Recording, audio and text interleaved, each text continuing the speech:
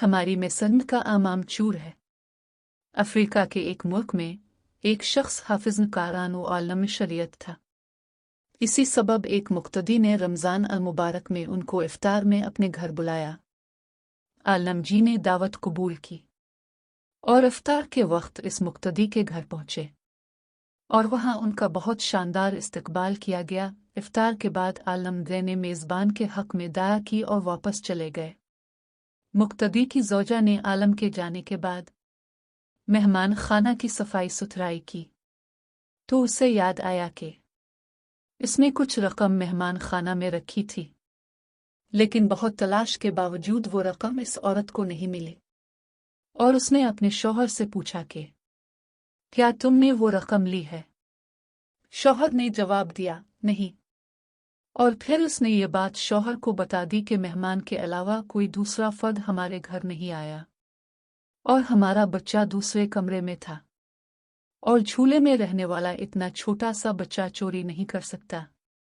बिलाखिर दोनों इस नतीजा पर पहुंचे कि रकम मेहमान ने चोरी की है और ये सोचते हुए मेज़बान के गम और गुस्सा की इंतहा ना रही कि ऐसा कैसे हो सकता है कि हमने इतने इज्जत और एहतराम के साथ अपने घर बुलाया और उन्होंने ये गलत काम किया। इस शख्स को कौम के लिए नमून अमल होना चाहिए था, ना कि चूर डकैत। गम और गुस्सा के बावजूद इस शख्स ने हया के मारे इस बात को छुपा लिया, लेकिन दरैन हाल आलम से दूर दूर रहने लगा ताकि सलाम दाया न करनी पड़े। इसी तरह साल गुजर गया और फिर रमज़ान अल मुबारक आ गया और लोग फिर इसी ख़ास मोहब्बत और जोश व खुरूश के साथ आलमदीन को अपने घरों में इफ्तार के लिए बुलाने लगे। इस शख्स ने अपनी ज़ौजा से कहा कि हमें क्या करना चाहिए, मौलाना साहिब को घर बुलाएं या नहीं? ज़ौजा ने कहा, बुलाना चाहिए, क्योंकि मुमकिन है मजबूरी के आलम में उन्होंने वो रकम उठाई हो। हम उन्हें मुआफ़ कर देते हैं ताकि अल्लाह करीम भी हमारे गुनाह मुआफ़ कर दे।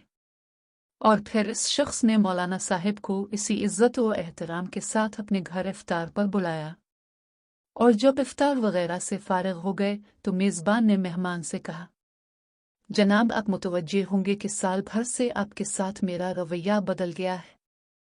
आलम ने जवाब दिया, हाँ, लेकिन ज़्यादा मसरूफियत की वजह से मैं तुमसे इसकी वजह मालूम न कर सका। मेज़बान ने कहा, क़िबला, मेरा एक सवाल है और मुझे उम्मीद है आप इसका वाज़ेह जवाब देंगे।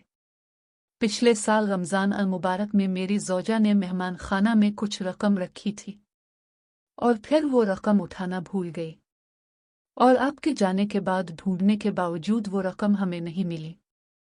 क्या रकम आपने ली थी? आलमदीन ने कहा, हाँ, मैंने ली थी। मेज़बान हैरान परेशान हो गया और आलम जी ने अपनी बात जारी रखते हुए कहा, जब मैं मेहमान खाना से जाने लगा तो मैंने देखा कि काउंटर पर पैसे रखे हुए हैं।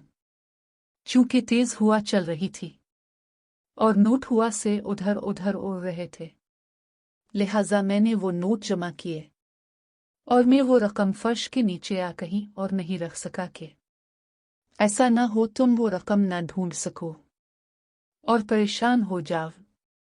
इसके बाद आलम ने जोर से अपना सर हिलाया और अलिफाविंच आवाज में रोना शुरू कर दिया और फिर मेज़बान को मुखातिब करके कहा, मैं इसलिए नहीं रो रहा कि तुमने मुझ पे चोरी का इल्ज़ाम लगाया, अगरचे ये बहुत दर्दनाक है, लेकिन मैं इसलिए इग्नोर कर रहा हूं कि 365 दिन गुजर गए और तुम में से किसी ने कुरान करीम का एक सफ़हा भी नहीं पढ़ा, और अगर तुम कुरान को एक बार खोल कर देख लेते तो तुम्हें रकम कुरान में रखी मिल जाती। ये सुनकर मेज़बान बहुत तेज़ी से उठकर कुरान मजीद उठाकर लाया और जल्दी से खोला और उसकी मुकम्मल रकम कुरान मजीद में रखी नज़र आ रही थी। ये हाल है आज हम मुसलमानों का कि साल भर में भी कुरान नहीं खोलते और अपने आप को हकीकी और सच्चा मुसलमान समझते हैं।